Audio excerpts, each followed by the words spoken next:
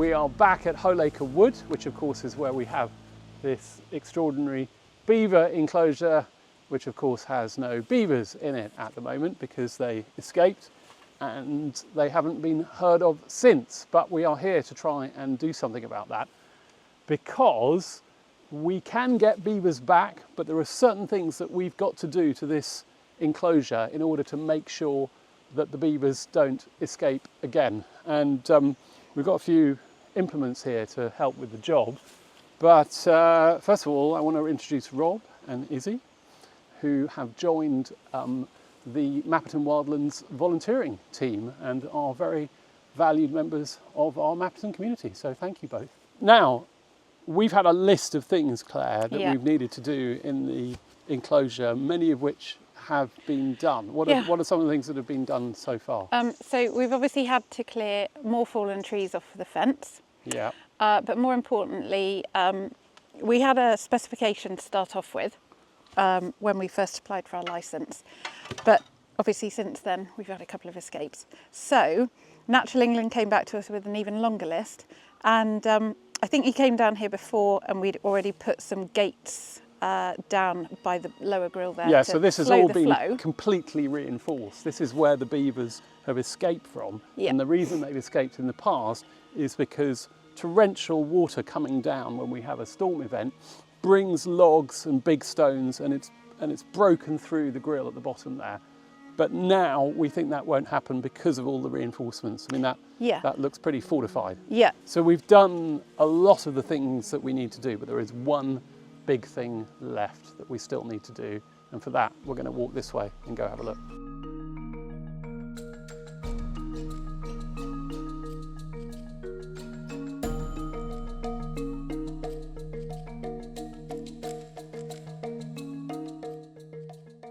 We have walked down, and I'm now standing in the centre of the beaver pond. You right, Claire? I was just about to say that. She nearly went down there. Could have been funny. I was just saying how good it was. Well, don't walk over there, because I just almost went into that. The only thing is, it is no longer a beaver pond. And those of you who've been watching Mapperton Live for a while will know why. The reason is that along this side here is where the beavers had built a dam system. But on one storm, we had so much water filling up the pond that the pressure of it caused the whole dam to burst, and the whole pond went down into the river system. And that is a problem. And the reason it's a problem is because in order to get beavers back here, we have to create another pond. And so the challenge for us is how we're going to do that. And there are two parts to creating a pond. One is make sure you've got water coming in, and the other is make sure it's not all going out. Right. And both of those things are an issue at the moment. We've got leaks with the water heading round and through down there, and we haven't got enough water coming in at the top. Right. So our job is, first of all, to think about what we can do to build this up and where the leaks are, and secondly to reopen the channel so that water comes in. And the good news is it's going to pour with rain tomorrow and the next day. I thought this was where we put in a whole load of sandbags, and I think we did, and look, they've just disintegrated. Yeah, it's coming around the back of there. Do you see? Look at all this. These are all the old sandbags. What we really need to do is to fill this gap. I mean, a part of me is just worried that no matter what we do, the water's going to find its way round. But we've got to do something, because without a pond here, we're not getting any beavers back. No. When we did the sandbags before, we had the big slough here that could bring the sand close, and then you had that chain of filling up sandbags, didn't you? We went to quite an effort before to get enough sand down here. What ended up happening was that the water found its way around the edge of the sandbags and has just got in. And I'm amazed, well, I'm not amazed, but I'm surprised that the sandbags haven't lasted at all. I mean, they've really, and that's only, what, 1 year, isn't it? A year ago that we did that? 12 months. Yeah. The gap is that big. Yeah, it's not huge. The thing is, you're going to want to stop it on this side, not that side, aren't you? That's what's harder. So you probably need to remove these and see where that is. Yeah, all right. Well, let's go have a look at the entry point and see what we can do there. But yeah, I think it's worth two things: giving this a go, Oh, sorry. and two, opening that up and seeing what happens when we get a lot more rain.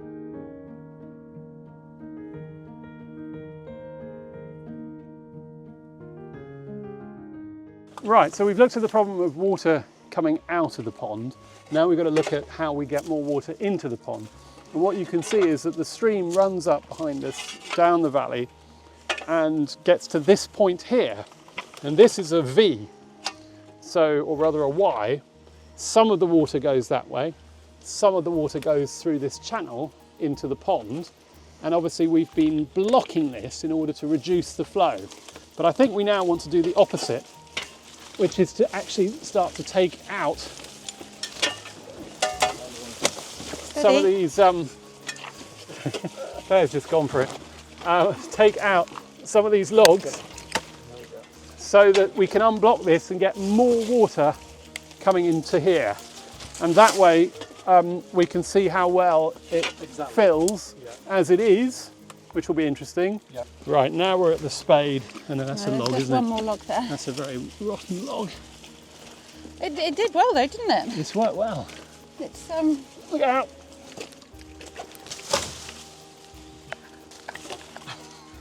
Don't know who did the risk assessment here today. Yeah, I was just thinking, I probably didn't pass the health and safety test. There, right. Here, let's get this one out. can you smell the wild garlic? There's a wonderful smell of wild garlic. There is, isn't there? There's another log in here. I'll take it, This Luke. one is really mucky and horrible. Luke, I'll take it. I've got It's the gloves. horrible, I'm ready. Yeah. Right.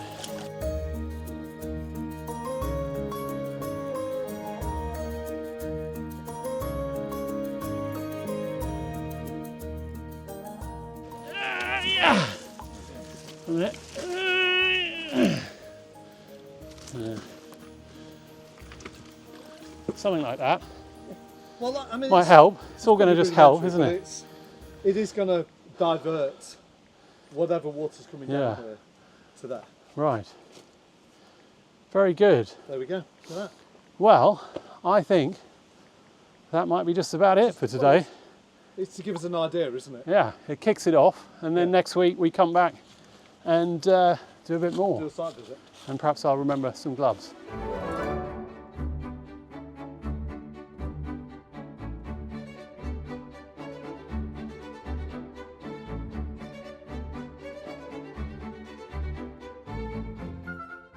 This is a big bag of sand. Look at the stuff. And the reason we've got sand is because this is all helping with the repair of our pond down in Holeacre, which we need to get back into good shape in order to get beavers back at Mapperton. So the sand has been delivered, and I think it's going to be put into sandbags to build up the bank. Now, apparently some of it is already in the car here. So my job is, oh, there we go, look. Sandbags, they're here.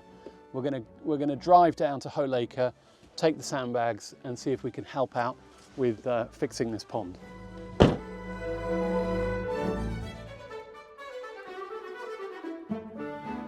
Sure.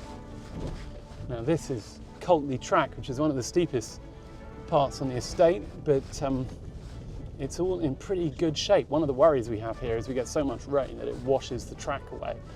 So we have to create what are called grips in the road, which are little channels that we dig out so that the water comes off, and I'm pleased to say that they look in pretty good shape as well. So yeah, tracks is one of the things that requires a lot of ongoing maintenance, but this one seems in pretty good condition.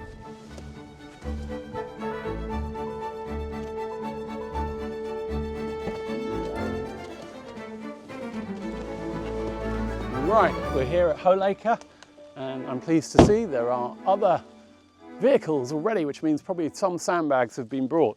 So hopefully we'll get a little bit of help with this because they're pretty heavy.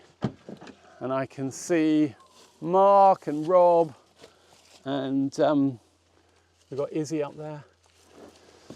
So let's grab a sandbag. Oh my goodness, that is not light, is it? Whoa! Right, on we go, let's go find the team.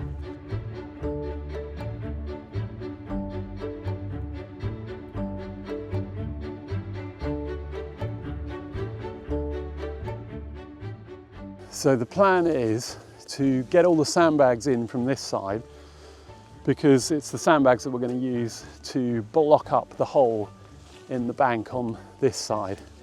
The only thing is that it's like a jungle down there, so I don't think anybody's brought any machetes or anything to cut our way through, but maybe they're just going to press on and get through. In fact, they seem to be succeeding already. Lucky they're going first. Oh, these things are heavy. Right, I guess I need to be a little bit careful going down here.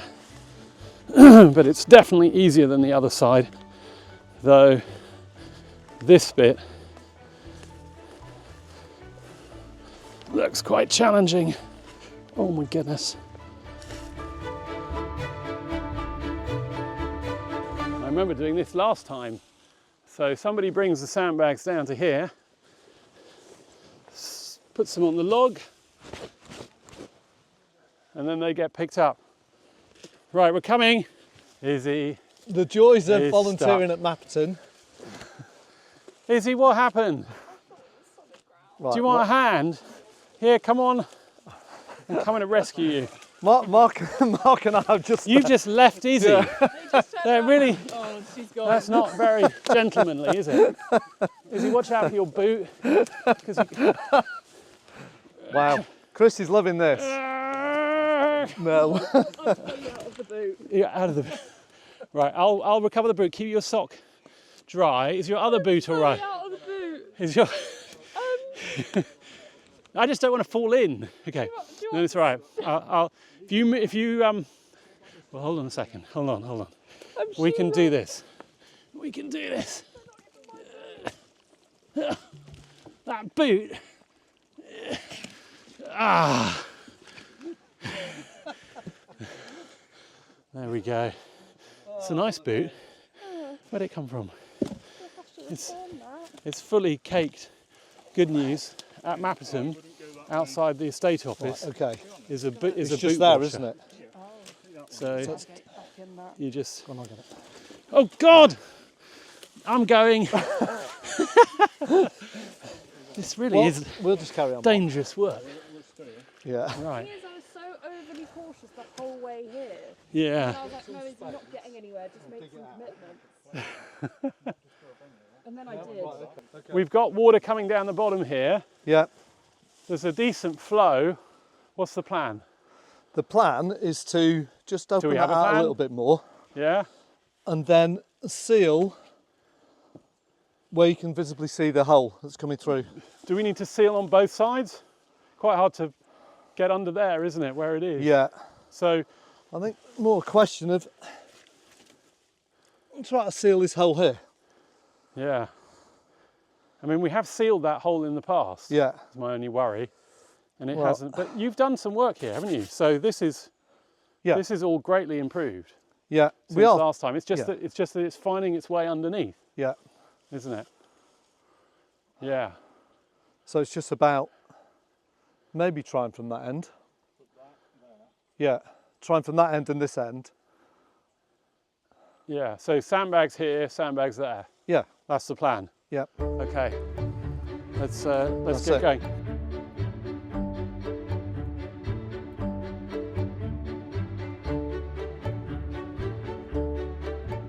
Now, at the moment, people are carrying sandbags one by one down there, and I don't think that's a very efficient way to do it. So, we've brought some wheelbarrows, we've got sandbags, fill up the wheelbarrow, take it down with the sandbags. What could possibly go wrong?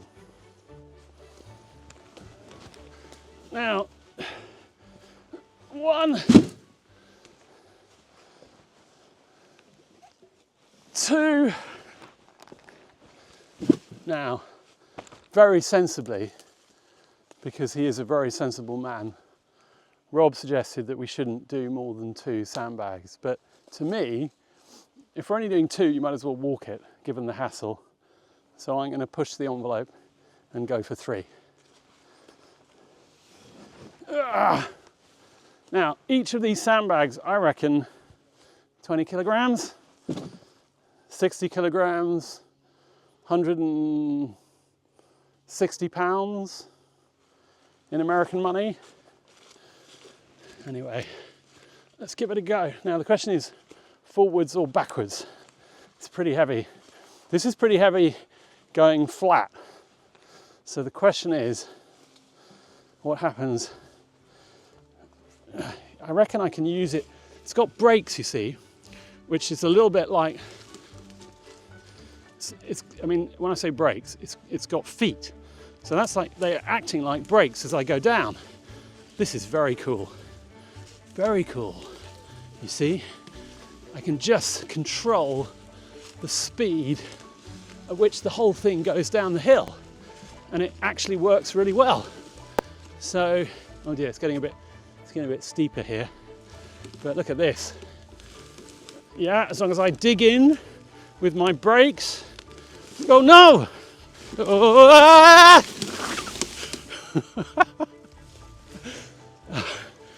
Yep, all good. Just part of the learning curve. Right, let's get it through the undergrowth. And we've got 3.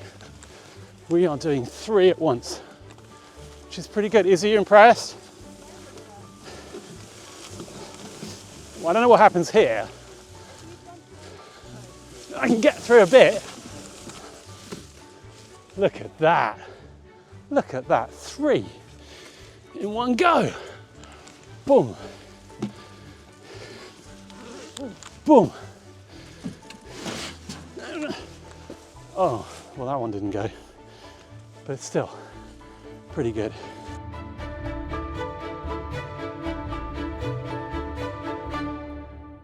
One.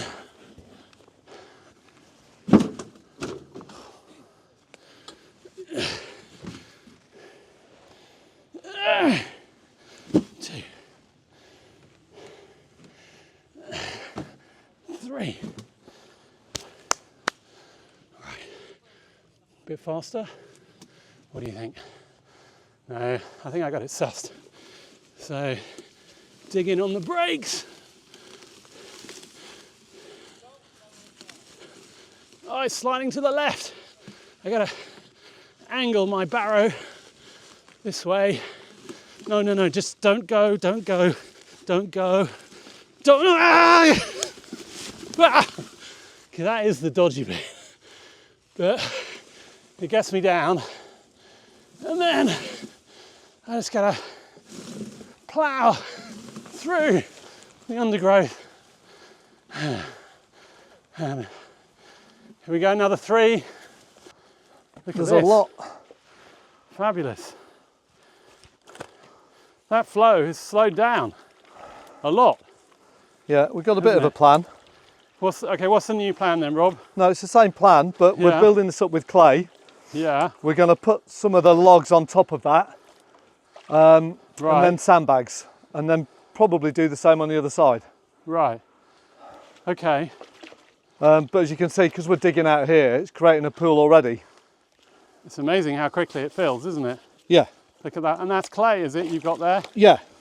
Yeah, so clay lining the dam is probably what the beavers would be doing anyway. Look at that. That's absolutely fabulous. It's completely stopped the flow. This is now going to be a bank that we can drive the mule across, perhaps. Anyway, it's brilliant work.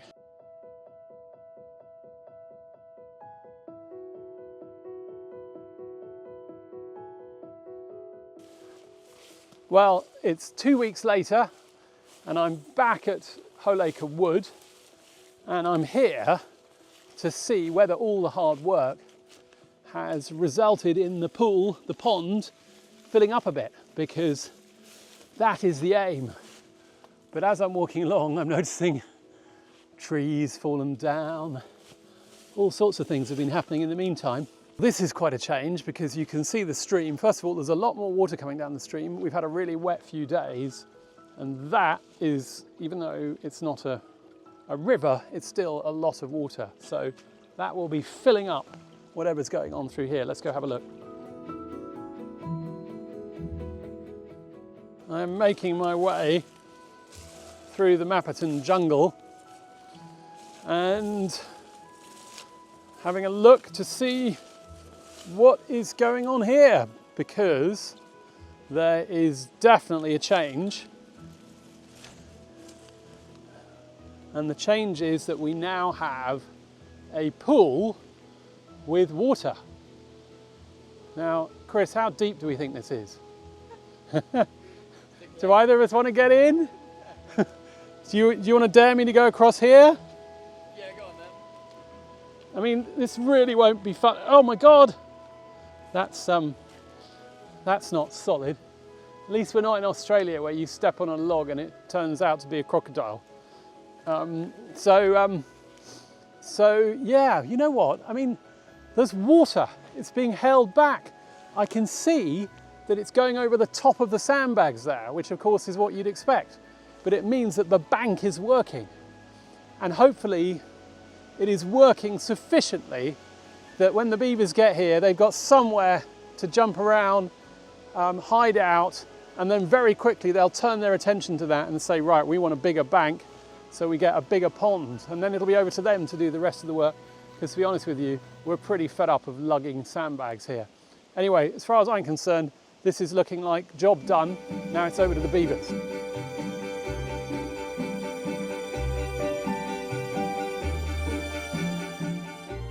We are back here at Holeacre, which of course is the wood that held Woody and Twiggy, our errant beavers. And I'm back here with a great friend of Mapperton, Derek Gow, who many of you will know from other episodes. Derek has helped us over many years now with various aspects of our rewilding project. We are just in the process of getting permission once again to bring a new pair of beavers back into this enclosure after the unlucky escape of Woody and Twiggy. But before we're allowed to do that, Derek, as our ecologist, needs to make sure that we've done all the things necessary to try and stop that happening again. What are you going to be looking for, Derek? So we're going to be looking at just the fences. See, the fences are all still secure. Yeah. There aren't any breaches and the deer haven't brought any bits down. And then particularly we're going to be looking at the outflow, because that's where the water comes down, Yeah. you know, with some power behind it. And that's where it blew out last time. That is where it blew out last time. Because the problem we've got here is that this beaver enclosure is in a V-shaped valley, and so when there is a storm event, the water rushes down with great ferocity and has caused the problems. But anyway, let's go and have a look at the things we've done and see what Derek thinks, and fingers crossed, everybody, that we get the thumbs up.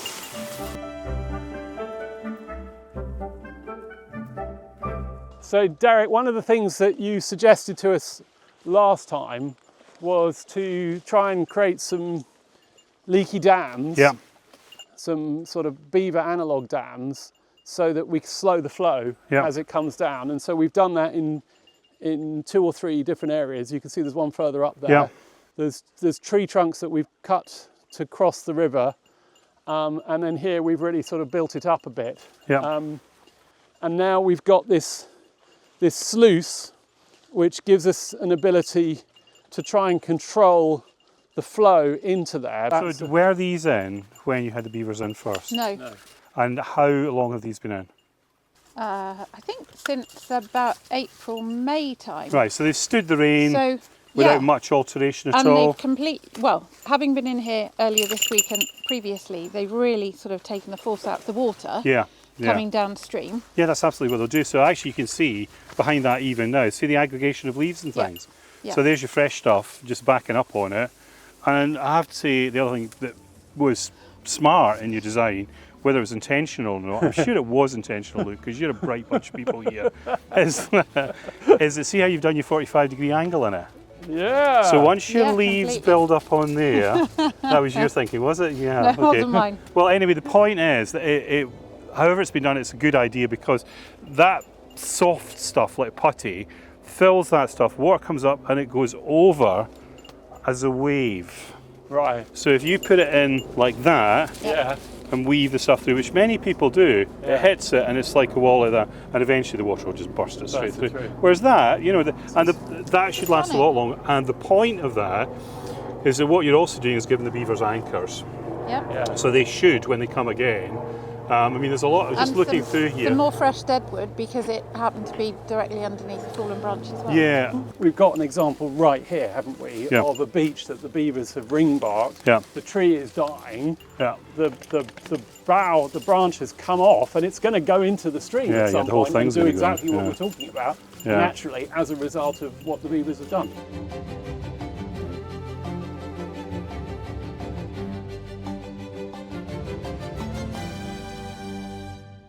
This was the pond. Yeah.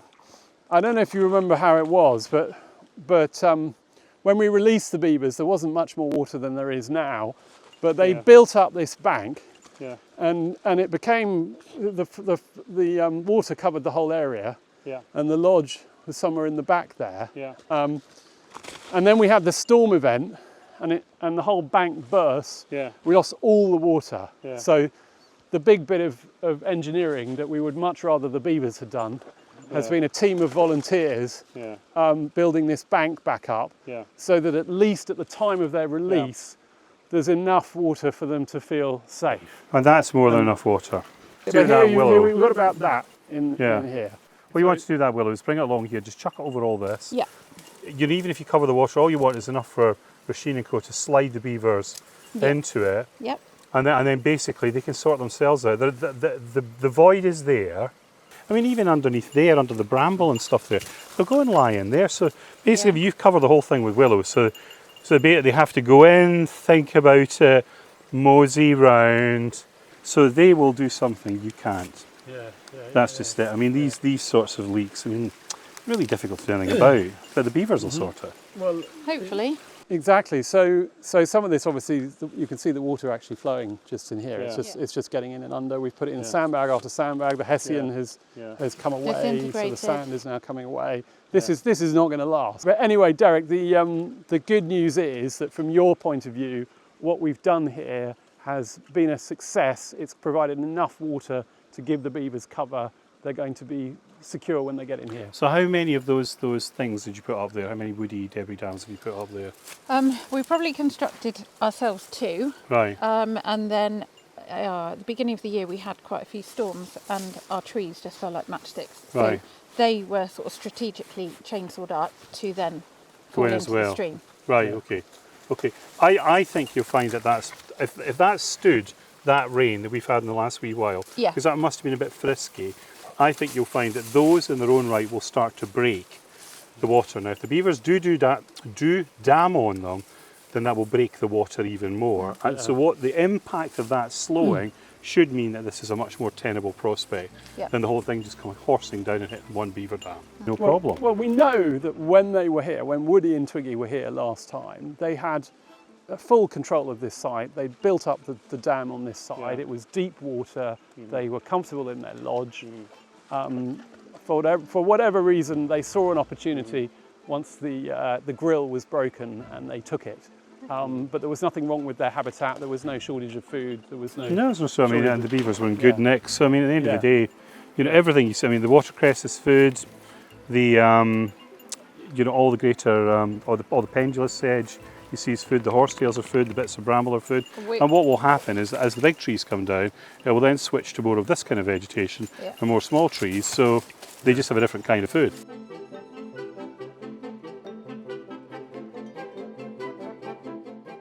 Well, we have been down to the grill. We think everything is looking pretty shipshape for the return of the beavers. There's one or two little tweaks that we're going to make, particularly sort of tying down some of the fencing at the bottom with some tougher bits of material. But once we've done that, Derek, and we sent you a couple of photos, I think Yeah, that's we're it. good, Fine. we're It's good to go. literally just secured some bits of wire at the bottom, Yeah. just to make sure they don't give when the water pressure comes down. Yeah, yeah, yeah. But the dams at the top clearly are holding a lot of the debris that was hitting the grill before, so that looks as if it's going to be a pretty sound option. Yeah, yeah. So we think this time they might last, you know, a couple of years. Unless they sprout wings, it's going to be a huge success. Claire, how are you feeling? I'm delighted that we've got water and that the dams are doing their job. That's really good. Hooray, we are good to go. For the New beavers return. coming. Woody and Twiggy or their replacements will be here soon. It is a very chilly Tuesday afternoon here at Mapperton, and I'm here being warmed up by the prospect of something really exciting about to happen at Mapperton. I'm here with George Layton from the Beaver Trust, and George has brought our new beavers all the way down to Mapperton. George, where have they come from? So yeah, one has come from Scotland, from a site around sort of Perthshire area. This was a wild. Yeah, so yeah, trap beaver. previously wild beaver, Yeah. living in sort of farmland in Perthshire. Yeah. And then the other one has come from a Forestry England site near Pickering in Yorkshire, and Right. then has been looked after kindly by the staff at Flamingo Land for a little while as well. Flamingo Land, the zoo. Yes, So we want indeed. to do a shout out to Flamingo Land and thank everybody there for their help. Now, they are in the back of the van here because they've had a long journey down, and because they're wild animals, understandably not happy about being in a cage. We need to get them into the enclosure as quickly as we can.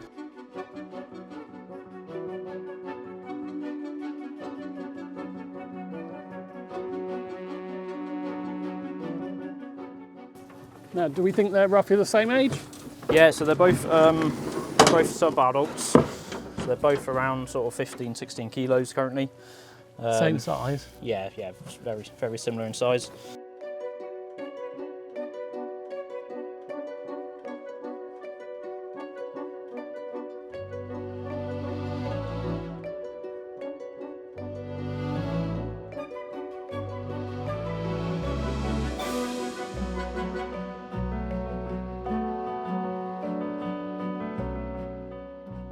This is the big moment. George, how are we going to do this? So we're going to let despite being the quieter of the two, I think we'll reward that. So we'll let the male go first. Right, male's in here. Yep, so he's a bit more placid. Yeah. So I've got no issues about the female going. She's already quite keen to go, scratching around in the box. Obviously they're near water, so they could quite like to be back in their natural habitat, I think. But yeah, I mean, who wants to let them go really? I guess that's... Well, me. Well, you. I do. I think that's Well, I'll allowed. do one. Yeah, all right. Right, so off with the So if with you the give me- veil. And by the way, everybody, we have got names for the beavers. We've gone for Chip and Willow. Chip and Willow. We of course had Woody and Twiggy here before. They only lasted a couple of years.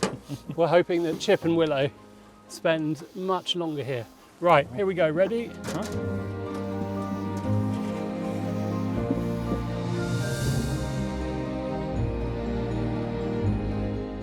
Chip has decided that that is the most Yeah, interesting that's the way route, to go. which is terrific, isn't it?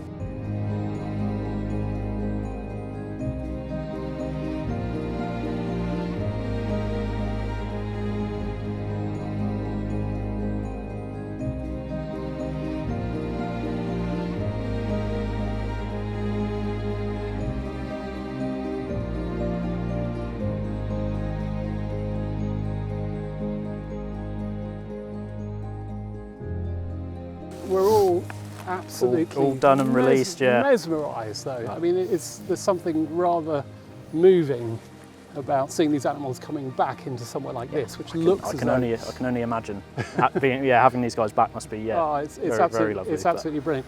Willow has found herself a very comfortable spot under the undergrowth over there, and Chip has made his way up to some fallen trees. Yeah, Chip's already off to work by the look of it, which is quite nice. but Willow yeah, will hopefully discover that we've actually felled a lot of willow already for very her, apt, yeah. and both of them will realise that there's a lovely smorgasbord of Yeah. apples and carrots and goodies waiting for them there. But it feels to me that they've settled really well as far as it goes, and we should just leave them in peace. I think that's, they just want to get to work now really and just sort of settle in. They've both had a bit of time in the zoo and stuff, but I'm sure they're quite happy to be back in their sort of natural environment. And good to get them out of the zoo. Get them out of the zoo and get them back to where they should be. Yeah. Nice. George, thank you so much for bringing them and for all you've done, bringing Chip and Willow to Mapperton. We are incredibly grateful, and we hope they have many happy years together. And you'll come back and see the kits at some point. Yes, I'm sure I will. Yeah, absolutely. Brilliant.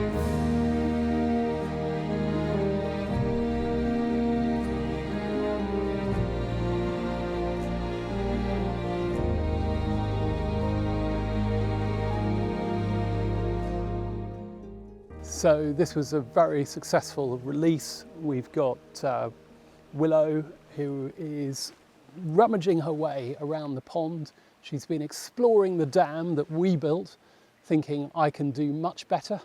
Meanwhile, Chip has headed on up the stream. He's obviously found somewhere to have a long snooze, letting her do all the work. And it's just absolutely magnificent to have these animals back at Mapperton. It's been 2 years since Woody and Twiggy escaped. So to see Chip and Willow settle in, we're going to be back in a few days' time to check on the trail cams. We've put out 3 different trail cams to check that they're both going to be happy and settled, that they're going to start eating, that they're not going to do any fighting. So Nesta thinks that it's not been love at first sight. Nesta, I don't think you're completely right about that. I don't think they've had a chance to actually find each other out here yet, but I'm sure there's going to be a wonderful romantic moment later this evening when we're not here, and we should just let them get on with it.